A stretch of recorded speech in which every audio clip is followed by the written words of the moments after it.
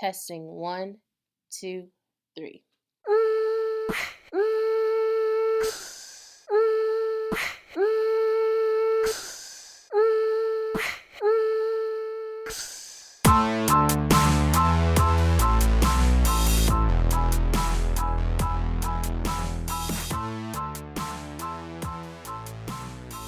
Hi everyone, and welcome to another Woke Wednesday. This podcast was created to shed light on different societal issues which have been at the forefront of public discourse through one of the most divisive times in American history. More so, it was created with the intent of allowing those who have often been neglected, shunned, or misunderstood to have a chance to share their experiences and thoughts. I hope this dialogue encourages critical conversation and activism amongst all listeners, and I hope you'll tell your friends about it and share on all of your social platforms. Now, you all, I've gotten so much better with this technology thing. Like, I literally didn't even have to ask for any help. I've found everything I needed, and I bought my own mic. So now I can just do this from my home. Isn't that so neat? Technology, man. Well, let's jump into these current events. We must fight for justice. It will take all of us. It will take all of us to get to the other side. To get to the other side. The contrary to the widely held misconceptions that Black Lives Matter was founded solely for men or boys, that Alicia Garza, Patrisse Cullors, and I created Black Lives Matter for Black women. It's important that all women of every age come together and see this and be a part of this. Black women have always been the backbone of this country, always. We march for Black women who have survived violence. It will take all of us. To get to the other side. Now on that other side, that's where we got the freedom and the liberation and the love and all the beautiful things that we all want. So can we say it one more time together? Silence is not an option. We must band together and let our voices be heard in the service of community and the forward movement of our human collective. I love Black women's brilliance, our ingenuity, our vulnerability, our big hearts, our big minds, our big hips, our big mouths, our big hair. Y'all, I just love Black women today. Black women matter. Black women matter.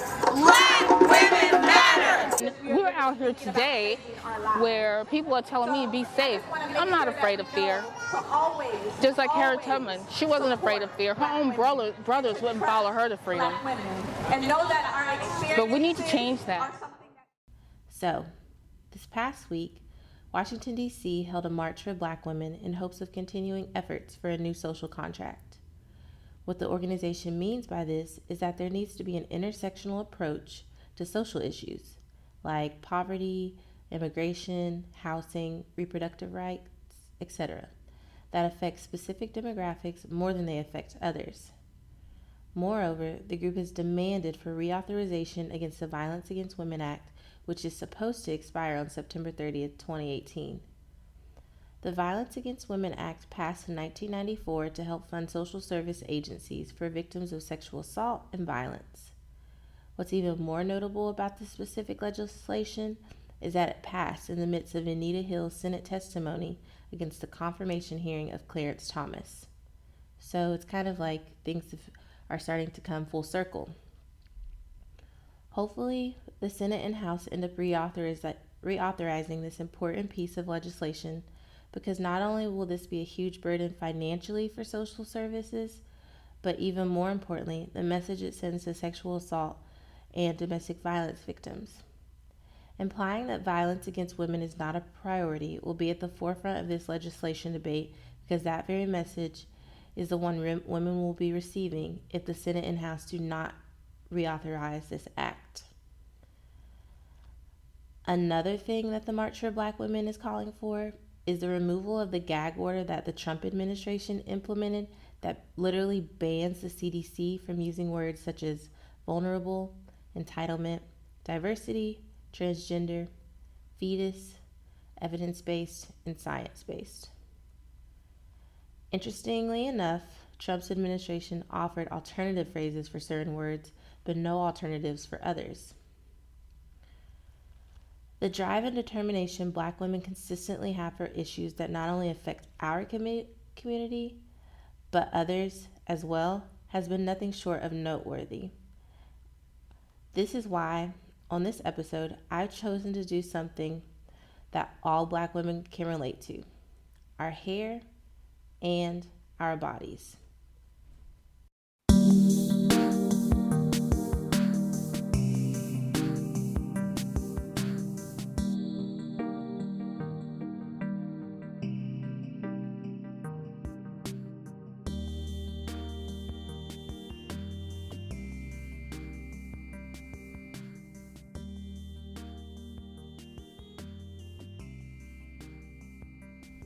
What I first want to preface this episode with is that, of course, not all Black women have the same experiences in relation to our hair and bodies, yet the commonalities that many of us do have are worth talking about.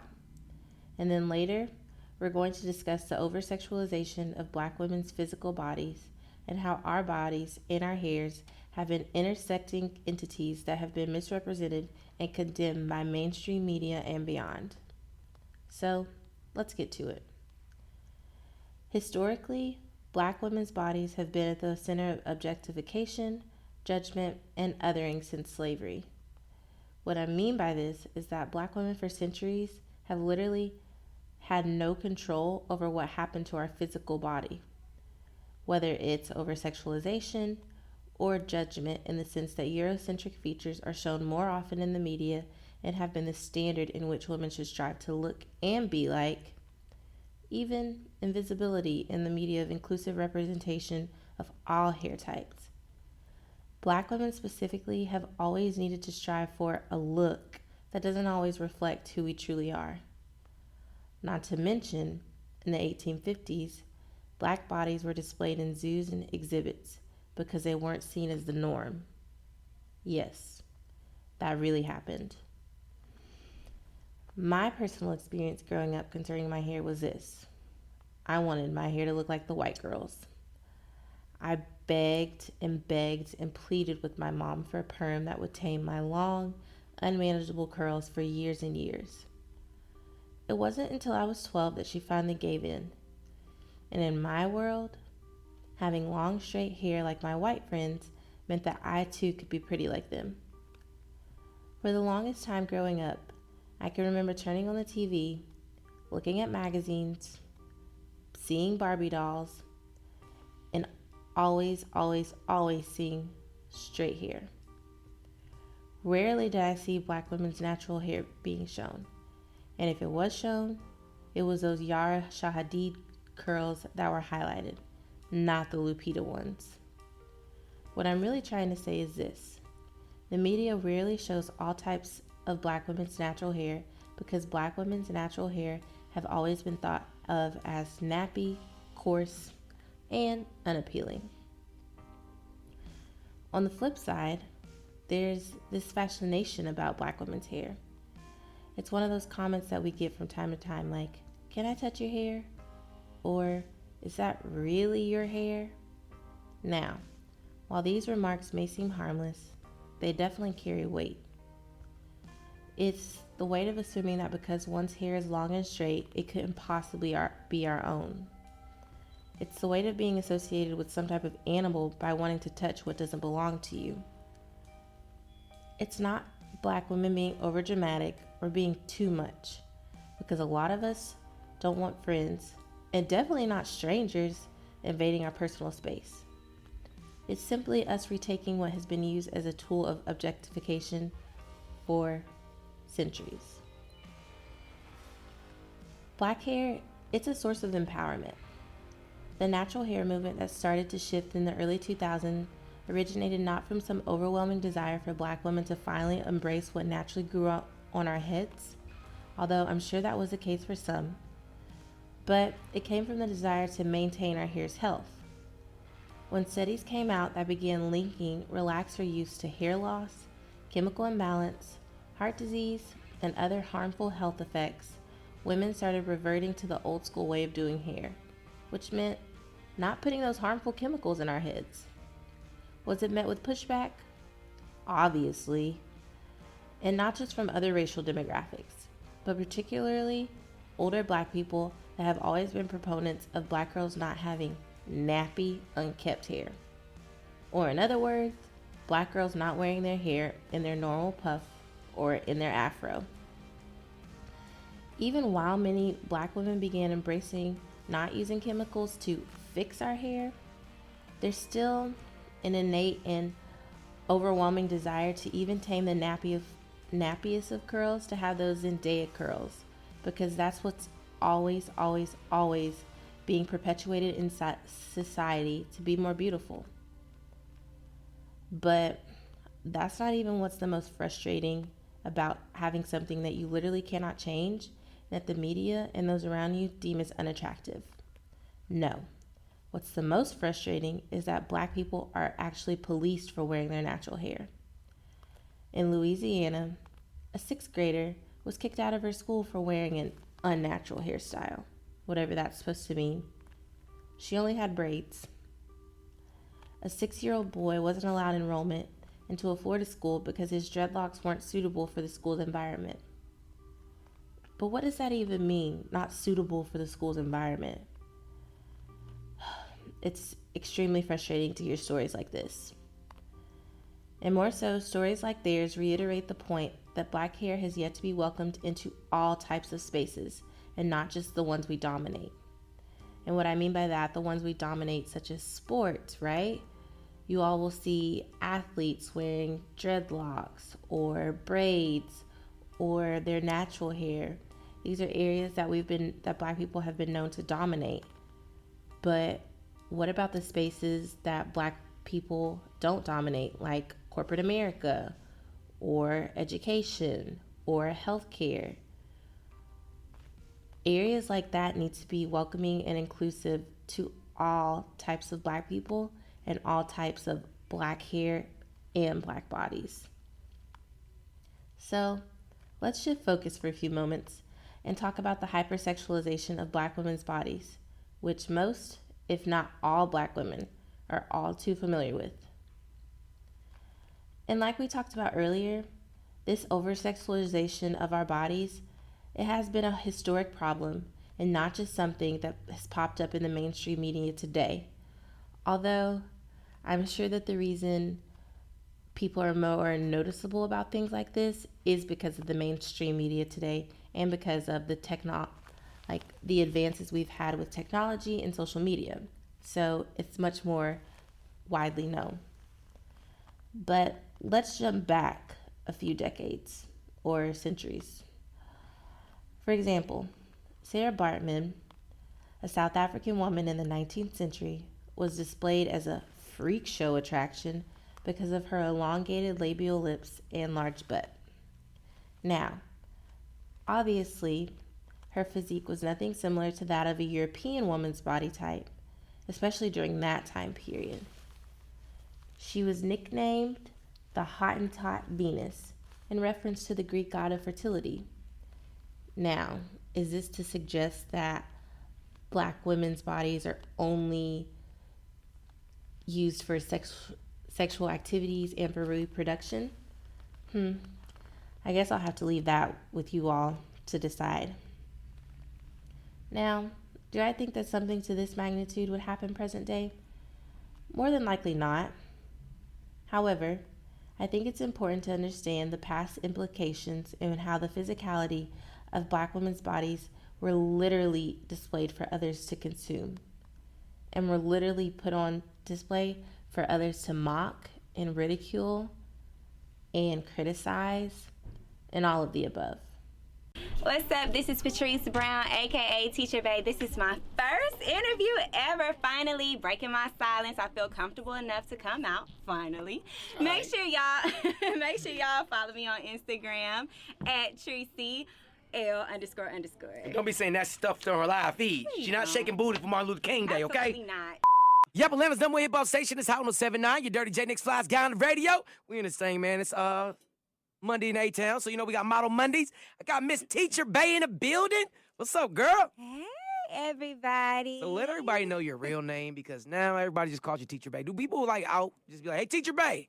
When I go to Alabama State football games, they definitely say, "Hey, Teacher Bay, is that Teacher Bay?" So yeah, they do.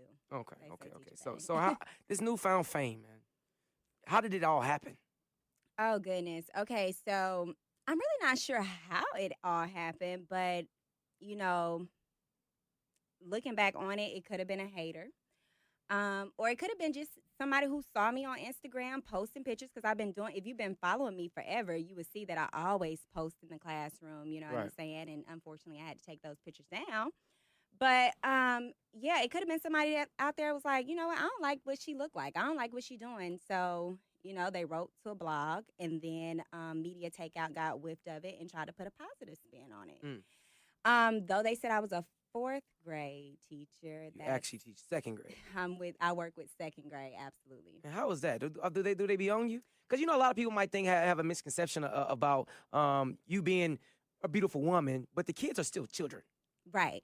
Absolutely not. They are not on me like people think that they are. They look at me like, ugh, that's the teacher. Ugh, let me get my homework. Let me make sure I got everything, done or whatnot. So all of that, like, oh, she turning the kids on. I mean, I just feel like if you thinking like that, it's something wrong with you, period. Now, fast forward to present day. Do y'all remember the story of Tracy Brown, aka Teacher Bay?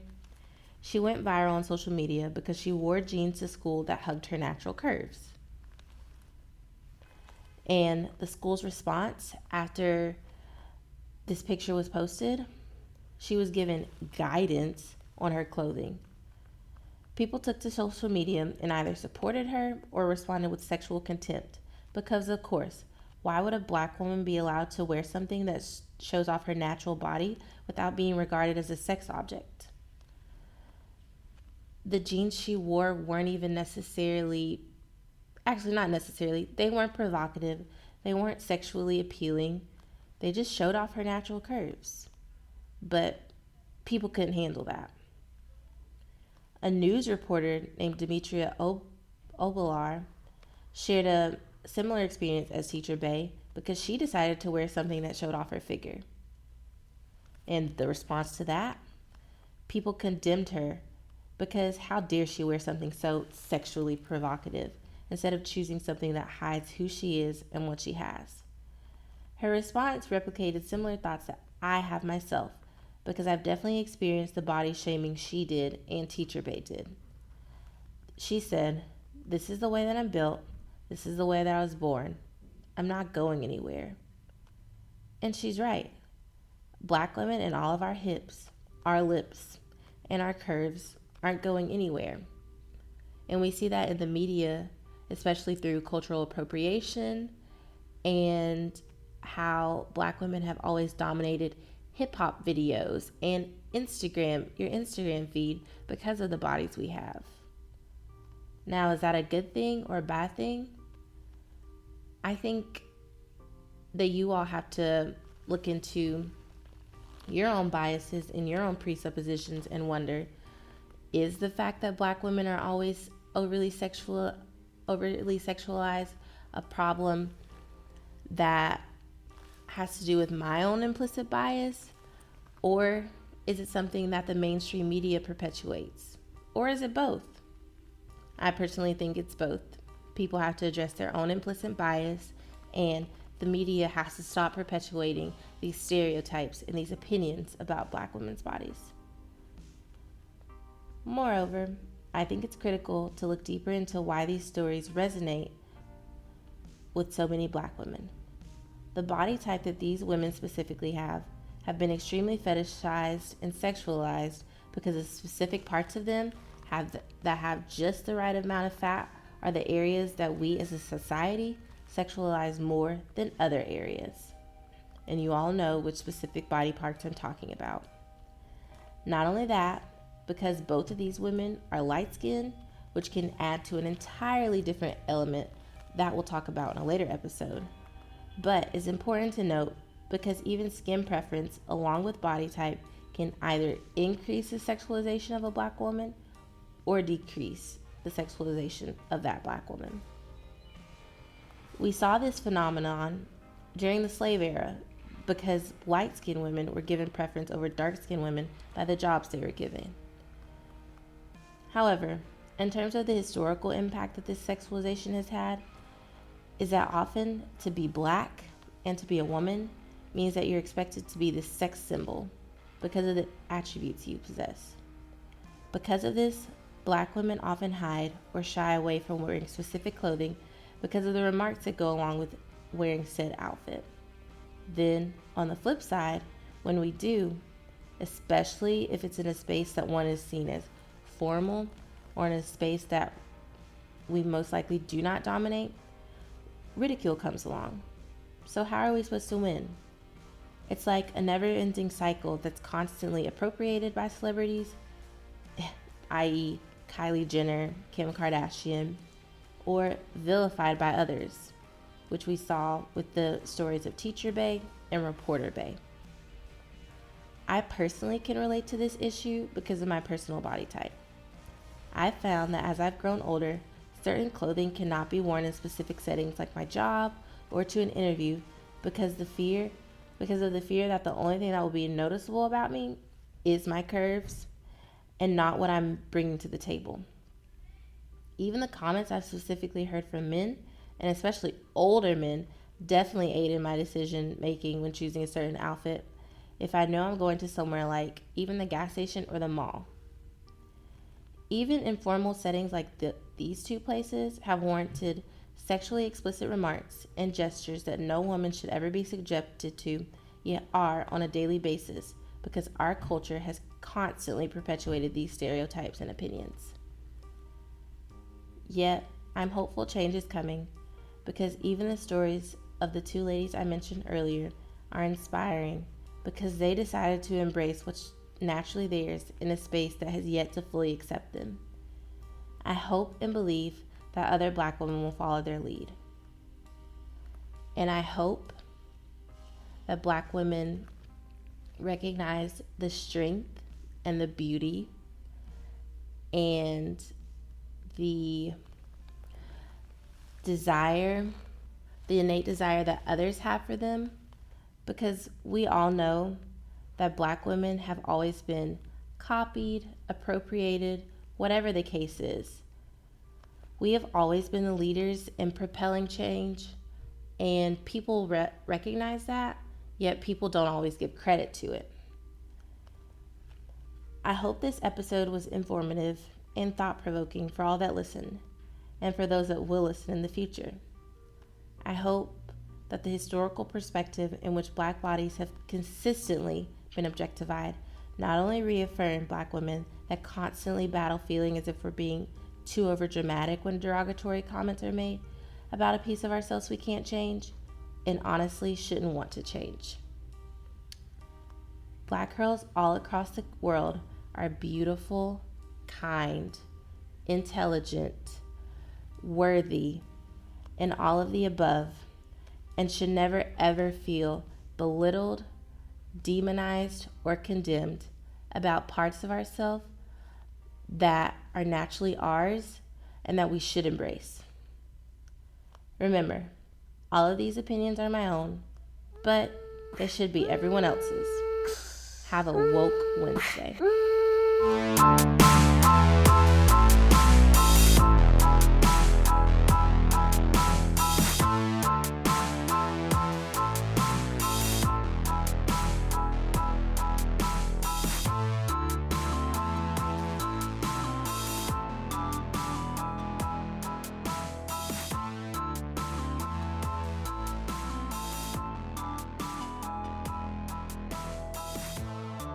Thank you for another Woke Wednesday.